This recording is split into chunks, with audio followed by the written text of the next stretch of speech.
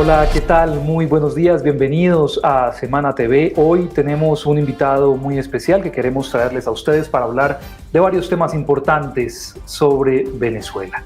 Él es Rafael Ramírez Carreño, ingeniero de profesión, exministro de Energía y Petróleo de Venezuela, expresidente de la estatal petrolera PDVSA durante aproximadamente 10 años. Entendemos que es así, ya nos corregirá el señor Ramírez, y también fue representante permanente de Venezuela ante las Naciones Unidas. Un gran personaje que hoy nos acompaña para hablar de varios temas importantes, como lo decimos. Primero lo saludamos. Señor Ramírez, un placer que esté con nosotros aquí en Semana TV. Muy buenos días desde Colombia. Gracias, un placer estar con Semana, prestigioso medio de nuestro hermano país Colombia. Desde acá, desde Europa, le envío un saludo a todo el pueblo colombiano. Muchas gracias a ustedes por la posibilidad. Fueron 10 años, ¿correcto, señor Ramírez, los que usted estuvo en PDVSA? Sí, y como ministro 12 años. Y 12 años cuando estaba el expresidente Hugo Chávez. Chávez, fue el ministro que más duró con Chávez, 12 años seguidos. Bueno, vamos para allá en segundos. Señor Ramírez, lo principal es los actos de corrupción que se han destapado recientemente, que tuvieron lugar en PDVSA. El gobierno pues ha intentado destapar esta olla en Venezuela y los resultados han sido inminentes. Capturas por doquier.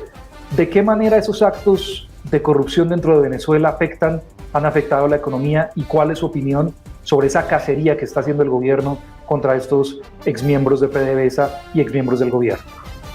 Mira, yo no lo calificaría como actos de corrupción de PDVSA, porque el gobierno habla como si PDVSA fuera un ente independiente de la gestión. Ese es un acto de corrupción que no tiene precedentes en el país del gobierno de Nicolás Maduro. ¿Por qué lo digo? Aunque se llevaron el petróleo, en consecuencia PDVSA y el país es el afectado, todos los involucrados son altos personeros del gobierno de Nicolás Maduro, comenzando por el exministro Tarek El Aissami, que a esta altura nadie ni siquiera lo ha mencionado al gobierno, no se sabe dónde está, pero también involucra a la gestión de la ministra de Finanzas, Delcy Rodríguez, y del propio presidente Nicolás Maduro. Lo menciono porque eso que ocurrió, que no tiene antecedentes en el país, la pérdida de 25.000 millones de dólares en petróleo que se entregó a particulares y del cual no se recibió dinero, es producto de que el gobierno ha desmontado todos los mecanismos legales de rendición de cuentas existentes en el país. PDVSA no entrega estados financieros auditados desde el año 2016, PDVSA no le rinde cuentas a nadie. El gobierno sancionó una ley, la ley llamada antibloqueo, que establece el secreto como norma para todas las actividades del gobierno. De PDVSA se eliminaron todos los mecanismos de control, es decir, que el alto gobierno diseñó una situación donde al final se ha producido un gran desfalco contra el país. Esa pérdida de 25.000 millones de dólares es equivalente a lo que facturó Ecopetrol durante todo el año pasado, es decir, es una cantidad de dinero muy importante, equivalente a la facturación de la industria petrolera en un año de gestión con una producción promedio de 700.000 barriles día. Sí, y me quiero quedar en este punto antes de seguir, señor Ramírez, y es hablar de Tarek El Aissami, porque no se ha mencionado mucho, pero dicen que tiene mucho que ver con estos actos de corrupción de PDVSA. ¿Cuál es su opinión? ¿De qué se le culpa? ¿Qué papel jugó él para esta situación que ha vivido PDVSA? Tarek El Aissami es la mano derecha de Maduro, es un operador de Maduro, es el operador más importante, más peligroso, porque desde que era ministro de Justicia ha estado involucrado en muchas acciones muy cuestionadas. Su cabeza tiene precio por las autoridades norteamericanas, igual que la de Maduro y varios otros personeros.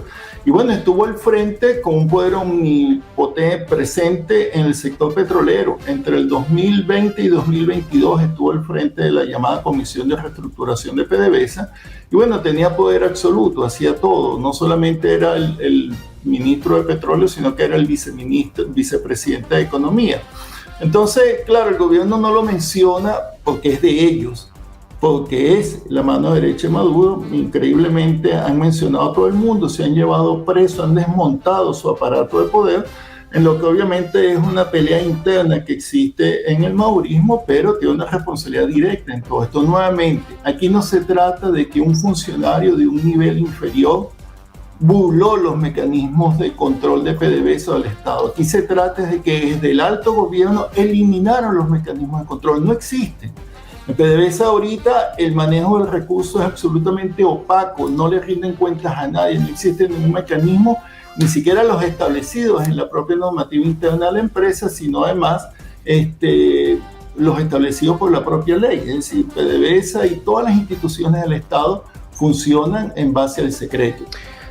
Ingeniero, nos gustaría que nos pudiera explicar un poco más lo que algunos medios han dicho sobre usted y su gestión. Para eso lo tenemos acá. Algunos medios dicen que tanto usted como el presidente de ese momento, que era Hugo Chávez, llevaron a cabo algunos cambios de política en la faja del Orinoco. Esto produjo obviamente algunas demandas por parte de ExxonMobil y también de ConocoPhillips, ¿sí? Estas demandas obviamente causan pérdidas a la nación, en este caso de más de 12.000 millones de dólares. ¿Qué nos puede decir al respecto? ¿Cómo explicar ese fenómeno? Mira, en los años 90 se desarrolló en Venezuela una política llamada apertura petrolera, que era contrario a lo establecido en la entonces Ley de Nacionalización del Petróleo, una ley vigente del año 1975 llamada la LOREJ. En base a la apertura petrolera, la antigua PDVSA, con los gobiernos de la Cuarta República, entregaron la faja petrolífera del Orinoco al control de las transnacionales. Básicamente las empresas transnacionales norteamericanas, la ExxonMobil y ConocoPhillips, aunque había otras transnacionales como la Total de Francia y la Equinor de Noruega. Nosotros sencillamente cuando se promulga la nueva ley de hidrocarburos en el año 2002, hacemos entonces valer la ley. La ley establece en nuestra Constitución que el petróleo, por ser una materia vital para la economía nacional estratégica, tiene que ser controlada por el Estado venezolano. Existe en la ley la figura de las empresas mixtas. Nosotros en el año 2007, en base a un decreto del presidente Chávez, entonces instamos a todas las empresas a que emigraran al esquema de las empresas mixtas. No lo sacamos de Venezuela, sino que dijimos que tenía que adaptarse a la ley. En ese proceso que yo conduje directamente con nuestros equipos técnicos legales, logramos que de 33 empresas transnacionales, 31 migraran al marco de la ley. Fue un éxito. Solo 2 empresas, la ExxonMobil y la ConocoPhillips, nos llevaron ante el arbitraje internacional. Como eso estaba establecido en los contratos, nosotros asistimos a los arbitrajes internacionales. Nosotros ganamos la causa contra la ExxonMobil, 3 causas introdujo la ExxonMobil, una la Mareva Injunction en Londres en el año 2008, la ganamos, y después dos juicios de arbitraje internacional ante la Cámara de Comercio de París, donde ganamos, y el CIADI en Washington, donde ganamos también. El juicio que quedó pendiente, o sea, cuando muere Chávez, queda pendiente el juicio de la ConocoPhillips. Lo ganamos igualmente. Yo todavía estaba al frente de PDVSA y del ministerio. Ganamos ante la CCI y nos quedó el CIADI. Allí viene el cambio de gestión, tanto de Maduro, y después yo salgo de PDVSA, y las autoridades que quedaron al frente de PDVSA no atendieron estos juicios, no le prestaron atención. Estaba el general de la Guardia Nacional Quevedo al frente de PDVSA, y sencillamente perdimos prácticamente que por forfeit. Entonces la ConocoPhillips logró que el juez, el tribunal arbitral, impusiera una compensación de 12.000 millones de dólares para Venezuela, pero eso es falta de gestión del Estado, es negligencia, puesto que todos los antecedentes y todo nuestro accionar demostraron que teníamos todos los elementos para ganar esos juicios internacionales. Entonces, hay un problema asociado a la gestión, la falta de diligencia para atender estos juicios, el de ConocoPhillips, que es el que ha originado toda la situación en los Estados Unidos, donde la transnacional se quiere cobrar esta demanda con la liquidación de la filial Citgo de PDVSA en los Estados Unidos. Ingeniero, también hemos visto que hay una nueva crisis, o está empezando una nueva crisis del combustible en Venezuela. Desde hace más o menos 3 meses ha estado bastante dura la situación. ¿Quién es el culpable de la crisis del combustible en Venezuela? Eso nunca había sucedido en el país. Nosotros, yo estuve 10 años al frente de la empresa, nunca faltó el combustible en nuestro país, nunca. La única vez fue cuando el sabotaje petrolero, que por razones políticas la gerencia petrolera paralizó nuestra refinería, pero a partir entre el 2003 y el 2014, que yo salí de la empresa, jamás faltó el combustible por una sencilla razón. Nosotros tenemos en el país una capacidad instalada de 1.200.000 capacidad de refinación. Todas nuestras refinerías funcionaban perfectamente y nuestro mercado interno era de 600.000 barriles al día de combustible, los cuales satisfacíamos de manera importante. Incluso teníamos un gran flujo de combustible ilegal en la frontera con Colombia, pero bueno, podíamos abastecer todo eso y exportábamos 400.000 barriles de combustible, sobre todo al Caribe, Sudamérica y los Estados Unidos. Así, eso es un problema de gestión del gobierno de Maduro. En este momento, las refinerías venezolanas están operando solo un 10% de su capacidad. Es decir, solo pueden generar más o menos 150.000 barriles días de combustible de mala calidad, combustible de 87 octanos, tiene muchos problemas en los vehículos se incendian por ese combustible y obviamente no existe suficiente para abastecer el mercado interno. Pero no es solamente el combustible. La producción venezolana se encuentra, el último número de la OPEP acaba de salir, 724.000 barriles de petróleo. Considera que durante toda mi gestión estuvimos en 3 millones de barriles de producción. Exacto. Es decir, una caída de más del 76% de la producción venezolana, y eso ha sido a partir desde el año 2014-2015 hasta ahora. Pues ese ha sido un desastre, un colapso de PDVSA. Ingeniero, ¿qué opina sobre la licencia que le dieron a Chevron por parte de Estados Unidos para operar en Venezuela después de los diálogos que ha establecido el gobierno de Nicolás Maduro con la oposición? ¿Cuál es su opinión al respecto? Es lesiva al país completamente porque es contraria a la ley. Es decir, ese diálogo tiene mucho que ver con el lobby petrolero en Washington, ¿eh? Las transnacionales quieren llevarse el petróleo venezolano, siempre ha sido así. Que lo que obtuvo Chevron, es algo insólito, no había sucedido en Venezuela desde la dictadura de Juan Vicente Gómez, y te lo explico rapidito.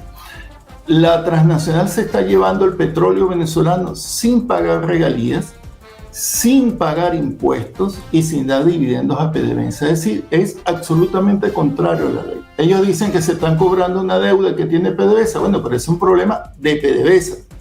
Las regalías y los impuestos es un ingreso del Estado venezolano muy importante, muy necesario para poder atender los asuntos económicos. Entonces lo que está sucediendo es un despojo a la soberanía venezolana y el gobierno lo permitió. Todos esperábamos que el gobierno, cualquier gobierno, ha debido rechazar esos términos de licencia porque van en contra de nuestra ley. Es decir, un gobierno extranjero no puede dictarte a otro país soberano de la manera como tú vas a explotar tus recursos naturales. Es absurdo. Lo que está sucediendo es muy malo para el país, muy mal precedente. Y siguiendo en esa línea, ex ministro, sobre que Venezuela le otorgue permiso también de exportación de gas natural a Repsol y Eni, ¿cuál es su opinión? Mira, eso está muy confuso. Ahí saltearon un tuit porque el gobierno es un gobierno de tuit. Nadie explica nada, nadie dice nada. Donde dicen que son los líquidos de gas natural, es decir, butano, propano, no es ni siquiera gas natural licuado porque esas capacidades no existen. Sobre esto aprovecho para hacer un comentario, ya que estamos hablándole a Colombia, ¿no? Colombia y el presidente Petro debe tener mucho cuidado con las ideas que le muestran como si fuera una realidad. Estoy hablando del suministro de gas a Colombia. No hay capacidad, no hay posibilidad de suministrar gas a Colombia. Nosotros hicimos el gasoducto Antonio Ricaurte con el presidente Chávez, estaba el presidente Uribe, recuerdo, con la idea estratégica de interconectar los dos países. Nosotros, PDVSA, hizo ese gasoducto, un gasoducto importante que atravesó toda la Guajira desde Venezuela hasta los yacimientos de ballenas allá en Colombia, pero primero recibimos gas colombiano y después la idea era exportar. Eso lo íbamos a hacer en base a los grandes descubrimientos de gas en el Golfo de Venezuela. Hasta ahí todo iba bien.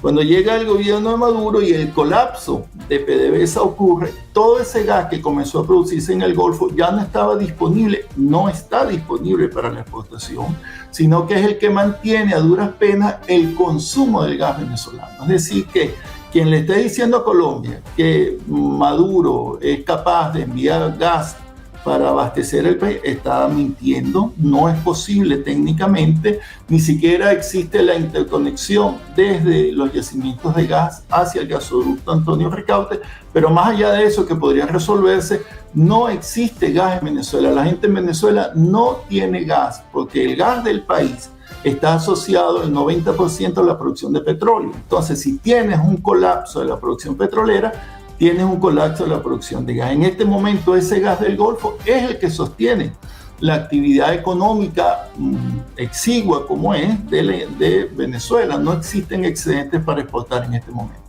Bueno, ingeniero, ya usted toca un tema muy importante, y es el tema de las relaciones bilaterales entre Colombia y Venezuela.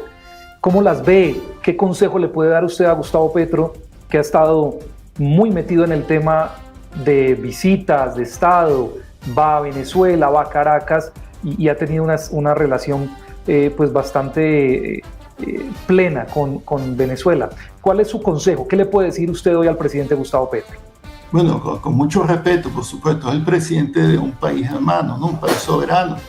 Yo he saludado siempre la victoria de Petro y lo felicito, porque me parece un avance muy importante en Colombia, un país siempre con mucha crispación política, ¿no? Un gobierno progresista, verdaderamente es una novedad al país, y saludo su elección.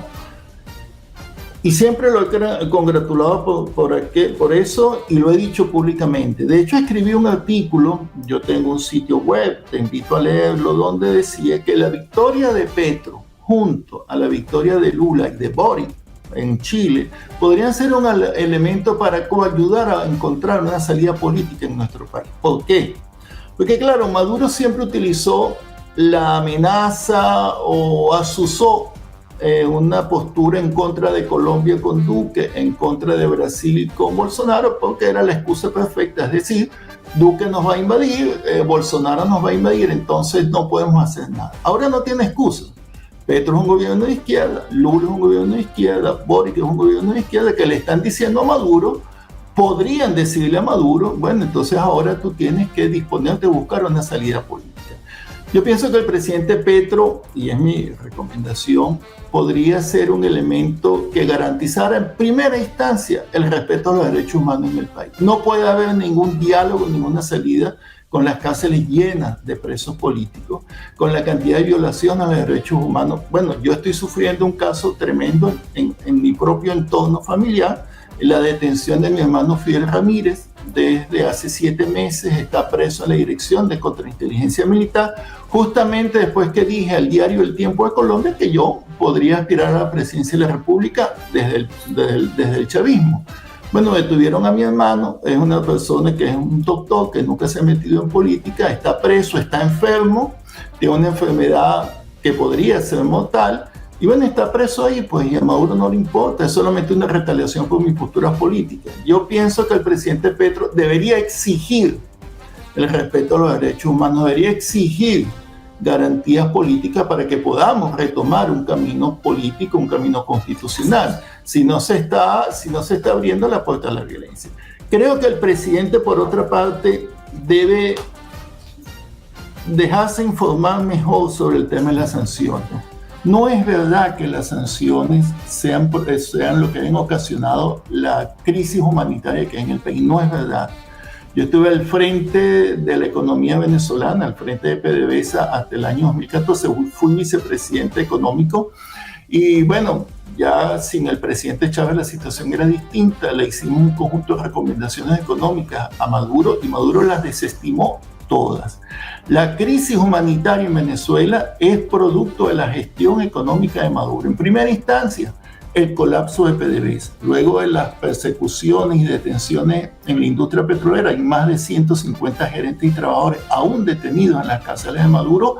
La producción de petróleo cayó en una primera instancia de 3 millones a 1.500.000, y eso fue antes de las sanciones norteamericanas. Claro. Sí, cuando las sanciones norteamericanas llegan, ya la mitad de la producción había caído. Pero por otra parte, el éxodo de los venezolanos, el grueso del éxodo, hay 7,5 millones fuera del país, ocurrió, al menos 5 millones salieron del país antes de las sanciones económicas. Entonces hay una situación que ha sido un pésimo manejo de la industria petrolera, de la economía, que ha generado una situación de crisis. Entonces, cuando se dice que lo que está sucediendo en Venezuela es culpa de las sanciones, se está diciendo una media verdad. Es producto de la desinformación. No, eso ha sido producto de una política económica, un paquetazo que ha impuesto Maduro, que ha llevado al colapso de nuestra economía. Fíjate que hoy día el salario mínimo del país son solo $5 mensuales. Yo vi que el presidente Petro hizo un aumento del salario mínimo de 16%. En Venezuela no hay aumento de los salarios mínimos. $5 mensuales son 17 centavos diarios, muy por debajo del umbral de la pobreza de las Naciones Unidas, que establece 1,5 dólares diarios. Es decir, que es una situación muy compleja que tiene que ver con un mal gobierno, una mala gestión, la destrucción de la industria petrolera, y eso ha traído una situación que se ve, la región lo siente básicamente por el éxodo de los venezolanos, y bueno, en el país se siente porque nuestra economía ha caído un 82%. Claro. En Maduro. Ingeniero, yo aprovecho para preguntarle, porque usted estuvo al lado del presidente Hugo Chávez, conoció sus políticas, conoció cómo era Venezuela en ese momento, y hoy Venezuela es, usted mismo lo ha dicho, algo muy diferente a lo que era antes. ¿Es Venezuela hoy una dictadura? ¿Qué es lo que está pasando en Venezuela con el gobierno de Nicolás Maduro? ¿A qué va a llevar Nicolás Maduro a Venezuela en unos próximos años? ¿Cómo se ve ese panorama? Sin duda es una dictadura. Venezuela es una dictadura. El gobierno no respeta la Constitución, no respeta las leyes, no hay separación de poderes. Utilizan la justicia para perseguir. Yo soy una víctima de eso. Contra mí se ha volcado todo el poder del Estado y la justicia ha sido un instrumento de persecución. Las cárceles están llenas de presos políticos. Los distintos organismos internacionales, sobre todo la alta comisionada, la Oficina del Alto Comisionado de los Derechos Humanos, ha dicho claramente que en Venezuela la violación de los derechos humanos es una política de Estado. Los 3 informes consecutivos de la Five-Funder Commission del Consejo de los Derechos Humanos han dictaminado, han registrado los crímenes de lesa humanidad que se han cometido en el país. En Venezuela se han producido más de 14.000 ejecuciones extrajudiciales de los cuerpos enmascarados de la policía en los barrios populares venezolanos. La tortura se ha convertido en un método, han habido asesinatos políticos, crímenes políticos, entre ellos el del general Baduel, el exministro de Petróleo Nelson Martínez, el del general del almirante capitán Rafael Arévalo de la Armada. En sí, es una dictadura, hay mucho miedo, el que hable lo persiguen, lo meten preso. Bueno, fíjate, si una persona como yo dice que aspira a ser candidato por el chavismo y meten preso a su hermano como una retaliación, bueno, estamos hablando de una persecución política, una dictadura. Incluso ellos arremetieron contra mi suegra, que es la ex magistrada Hildegarda Rondón de Sansó. Nos quitaron nuestra casa, ella tuvo que exiliarse, vive acá con nosotros en Italia porque la familia de mi esposa es italiana. Es decir, es un gobierno dictatorial. Por supuesto que es dictatorial, no hay libertad de prensa, no hay libertad de opinión, no existe la vigencia de las leyes. ¿Qué te puedo decir? ¿Es una dictadura de nuevo tipo? Puede ser, pero ya es una dictadura. En fin, la gente vive con miedo, la gente no tiene posibilidades de expresarse ni participar políticamente. Claro. El gobierno ha intervenido judicialmente, todos los partidos políticos, todos, de izquierda o de derecha, todo. Entonces, ¿de qué estamos hablando? Una gente que gobierna de acuerdo a la voluntad de Maduro. Y ahora vamos a preguntarle sobre las elecciones, ingeniero. Ya usted nos adelantó un poco, lo había hecho en otros medios en Colombia, sobre su posible candidatura. Siento que también hay un poco de temor por lo que pueda pasar por su familia al hacerlo. Pero quisiera preguntarle si está dispuesto a todo para esa candidatura, si piensa volver a Venezuela a tratar de que sea un hecho. ¿Y cómo ve las elecciones, estando usted o no estando como candidato? ¿Habrá fraude en las elecciones en Venezuela? ¿Qué es lo que usted opina sobre eso y sobre su posible candidatura? Mira, lo de mi candidatura o la candidatura de cualquiera depende de las condiciones políticas que se puedan obtener de Nicolás Maduro. De allí la importancia de Petro, de allí la importancia de Lula, de allí la importancia de toda la comunidad internacional. Tiene que haber condiciones para elecciones. No puede ser que Maduro haga lo que le da la gana, que Maduro seleccione quiénes van a ser los candidatos que lo van a confrontar. Eso no tiene sentido. No puede ser que te metan preso, no puede ser que te inhabiliten, no puede ser que te persigan. Ese es un primer asunto, las condiciones para las elecciones. Segundo, mira, anótalo, Maduro no gana unas elecciones en el país en ninguna condición. Maduro no le gana a nadie, ni Maduro ni nadie del madurismo. El madurismo, que no tiene nada que ver con Chávez, es el grupo de Maduro. Tiene un rechazo de cerca del 80% de la población. Tiene unos mecanismos de control social y unos empleados, bueno, que los llevan a marchas y todo este tema, pero el rechazo popular es abrumador. Cualquiera que se postule contra Maduro gana. Maduro por eso juega la división de los factores de la oposición tradicional y juega la violencia contra el chavismo. Porque, ¿sabes una cosa? En los últimos sondeos, Chávez, después de todos estos años de muerto, casi 10 años, sigue teniendo más del 40% de la aceptación entre los pobres. Pero ese no es una aceptación a Maduro, es una aceptación a Chávez. Por eso es que Maduro le tiene tanto temor a una candidatura del chavismo, representando el chavismo.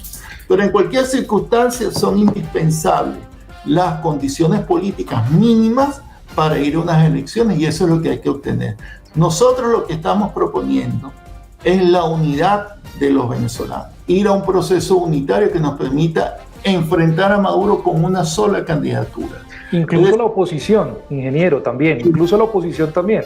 Incluso la oposición, porque aquí ya lo que se trata es de rescatar el país y la Constitución. Claro, tiene que haber un acuerdo mínimo. Nosotros reivindicamos la Constitución, porque es un documento que tiene toda la autoridad, tiene toda la legitimidad que ha sido votada por los venezolanos en 1998 y ganó abrumadoramente. Es un documento nuestro, es un marco legal que nos permitiría funcionar como país al día siguiente de Maduro, porque ese es el tema. Después de Maduro tiene que funcionar un gobierno de unidad nacional que nos permita rescatar la Constitución, restablecer las leyes, rescatar el petróleo. Y no es porque yo sea un petrolero, porque yo soy un venezolano, un político, sino que entiendo claramente que si no tenemos el petróleo, no vamos a poder salir de esta tremenda crisis. Yo sé toda la discusión que hay en Colombia, que si las energías fósiles, que si no. La realidad nuestra es distinta. Somos un país petrolero por excelencia. Y Maduro lo ha demostrado, sin petróleo, acabando la industria petrolera, el país se vino abajo. Somos una economía petrolera que tenemos que transitar a otra economía, pero mientras tanto no podemos cortarle a la gente el cuello, no podemos cortarle a la gente el oxígeno. Así que rescatar el petróleo, rescatar nuestras leyes, rescatar la Constitución, restablecer el marco legal y los derechos humanos, y solo así poder empezar a gobernar. Si no, no se va a poder. Y claro, por eso tienen que participar, ojo, yo insisto en esto, todos los sectores políticos y sociales del país, sean de cualquier postura. Nosotros hemos hablado de la Junta Patriótica, que fue lo que funcionó cuando la caída de Pérez Jiménez, el anterior dictador que tuvimos en los años 50, y se unieron los adecos, los copellanos, los comunistas, URD, todos antimaduristas, para poder liberar el país de este oprobio. Lo importante entonces, para resumir esa respuesta, ingeniero, es todos menos Maduro en las próximas elecciones. Pero es que Maduro ha destrozado el país. Maduro ha destrozado el país. O sea, si hacemos una analogía con el béisbol, Venezuela el béisbol es muy famoso, creo que en Colombia se juega bien también. Tenemos un pitcher wild, un pitcher que está tirando piconazos del segundo inning. Hay que cambiarlo. Siempre nosotros estamos en el derecho de cambiarlo. Nuestra Constitución lo establece. Maduro ha cerrado todas las vías constitucionales. Él solo quiere dejar abierta la vía de la violencia, porque ahí es donde él tiene las de ganar, porque tiene el ejército, porque ha demostrado que es violento. Lo demostró en el 2014, lo demostró en el 2017, más de 130 muertos en la calle. Por eso yo renuncié. Yo no concibo que haya un hombre de izquierda, un revolucionario que diga, estos muertos son buenos, estos muertos son malos. No, tú tienes que tener una sola postura. Estar en contra del crimen político, en contra de la tortura, en contra de la represión. Eso es un tema de principio para un político. Así debería ser. Exministro, ya para ir cerrando la entrevista, me gustaría saber lo que va a pasar con PDVSA, porque mucha gente está pensando en el futuro de la petrolera estatal PDVSA. ¿Cuál es su opinión sobre Rafael Telechea o Telequea como nuevo presidente de PDVSA? ¿Lo ve bien? ¿Ve el futuro favorable para la empresa? Mira, es que esto no es un problema de Telechea o de Asdrúbal Chávez. Asdrúbal Chávez estuvo ahí, no hizo nada, era un cero a la izquierda. El problema de PDVSA está en Miraflores, es un problema político. Nuestros problemas no son problemas técnicos, nosotros tenemos todos los recursos humanos, el conocimiento para incrementar nuestra producción petrolera. El problema es la gestión. El gobierno de Maduro ha venido privatizando PDVSA, lo ha venido haciendo de manera paulatina, ha entregado los campos petroleros a privados, a sus operadores privados, entre ellos el señor Alex Saab, que ustedes conocen bien allá, lo ha entregado a las transnacionales, ha desmantelado la empresa. El objetivo es despojarnos de una empresa operadora nacional fuerte para luego entregarle el petróleo a los terceros, es decir, los particulares, sean internacionales o nacionales. Y eso es un grave error. Los que dicen que hay que entregar o privatizar PDVSA están hablando a favor de los intereses transnacionales. Nosotros garantizamos que Petróleo Venezuela se puede restablecer en sus capacidades operacionales como lo hicimos después del sabotaje petrolero. Poca gente sabe o se recuerda que en el 2002, cuando querían derrumbar a Chávez, nuestra producción llegó a 23,000 barriles día y todas las refinerías estaban saboteadas. Sí. Y nosotros de enero a marzo recuperamos a 3 millones de barriles y sostuvimos nuestra producción. ¿Por qué? Porque el petróleo venezolano está ahí. Nuestro país es muy noble en sus recursos naturales. Tenemos la reserva de petróleo más grande del planeta. Y este es un tema que lo podemos resolver y eso va a ser una garantía de tener recursos para ayudar a nuestro pueblo a salir de esta catástrofe. Ingeniero, una última pregunta, porque sé que usted conoce mucho el petróleo en su país, el funcionamiento de las empresas de petróleo en la región, pero me gustaría hablar de Colombia. El petróleo en Colombia es incierto. En su conocimiento sobre Colombia, ¿qué le espera al petróleo en nuestro país con la llegada del presidente Petro como jefe de Estado? Y es que hay petroleras en Colombia que aseguran que las reservas de petróleo alcanzarían menos años a los esperados por el gobierno de Gustavo Petro. ¿Cuál es su opinión? ¿Qué nos puede compartir sobre su experiencia con el petróleo y hablando del gobierno de Petro en este aspecto? Sí, bueno, eso no tiene nada que ver con el presidente Petro. Yo cuando interactuaba con el ministro Cárdenas, era el ministro de Petróleo y después de Economía, incluso antes con el presidente de Ecopetrol, la realidad es que Colombia tiene mucho menos reservas de petróleo que Venezuela. Venezuela es un gasal de la naturaleza, es decir, es una inmensa provincia petrolera por temas geológicos, los Andes, el macizo guayanés, es como los países árabes, eso es una cosa. Esas son las reservas de petróleo más grandes del planeta, 316,000 millones de barriles de petróleo. Colombia es otra realidad. Colombia tiene petróleo y yo siempre he dicho a sus ministros, administren bien esas reservas porque no tienen suficiente reserva. De hecho, uno de los planes nuestros con Chávez y con Uribe y con todos los presidentes colombianos era poder enviar petróleo desde la faja petrolífera Orinoco, atravesando los llanos comunes hacia Colombia, pero son dos realidades distintas. Ahora, en base a esa realidad, es correcto lo del presidente Petro de diversificar su matriz energética, tiene que hacerlo, porque no es suficiente petróleo, no tiene suficiente gas, y Colombia no es un país petrolero, es un país que es fundamentalmente agrícola, que tiene algún sector industrial, es decir, puede tener otras alternativas energéticas. Hay mucha gente que presiona a los gobiernos para que le den más concesiones petroleras, para explorar, pero la realidad es que no se encuentra mucho más. Entonces lo que hay que hacer es una política de cómo racionalizar el petróleo que tiene, las fuentes fósiles y buscar otra fuente. Una cosa que sí quiero decir, que he escuchado mucho a los voceros del gobierno de Colombia y muchos internacionales que dicen que las energías fósiles llegaron a su fin. No es verdad. El COVID demostró, una vez que cayó en el 2020, cayó la demanda petrolera, 10 millones de barriles día, demostró que la economía para recuperarse lo que pidió fue más petróleo. No solamente recuperamos la demanda que había caído producto del COVID, sino que ahorita estamos en una demanda histórica este año de 100 millones de barriles día. No es verdad que las energías fósiles quedaron atrás, no es verdad que existen energías alternativas al petróleo, no en este momento. Pueden haber energías complementarias al petróleo, eso es otra cosa, pero que vayan a sustituir al petróleo en el manejo del mundo, la realidad está demostrando que no. Entonces hay que trabajar con lo que tenemos y cada país tiene que hacer un plan de cuidado de sus realidades, pero la de Colombia y la de Venezuela son dos realidades completamente distintas. Venezuela es un gigante petrolero, Colombia tiene reservas que le durarán algún tiempo dependiendo de cómo las utilice. Exministro, ya para cerrar, porque me gustaría saber cómo titular la entrevista, ¿usted será entonces candidato a la presidencia de Venezuela o eso lo sabremos en pocos días? Mira, eso dependerá de la situación de garantías políticas en el país.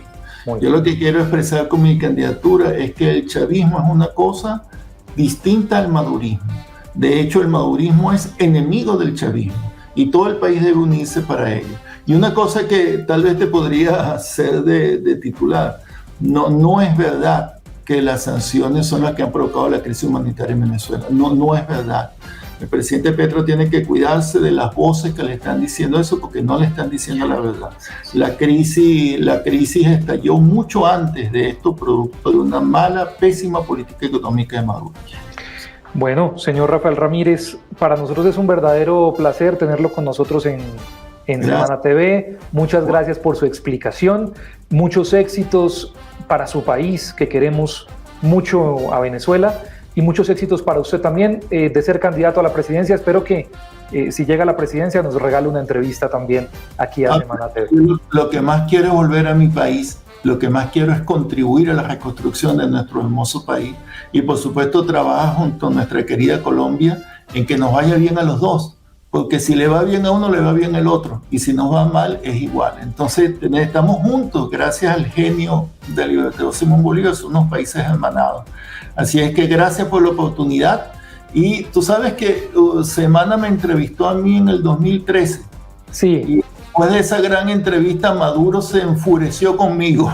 Claro. Espero que esta vez no suceda lo mismo. De pronto un poquito, pero no se preocupe, no se preocupe. Muchas gracias, exministro. Un placer saludarle. Gracias. Él es Rafael Ramírez Carreño. Fue exministro de Petróleos de Venezuela y también expresidente de la estatal petrolera PDVSA, hablando un poco de la crisis de combustibles en Venezuela y también del gobierno de Nicolás Maduro en ese país. Es un placer saludarlo siempre. Esto fue Semana TV. Muchas gracias por estar con nosotros.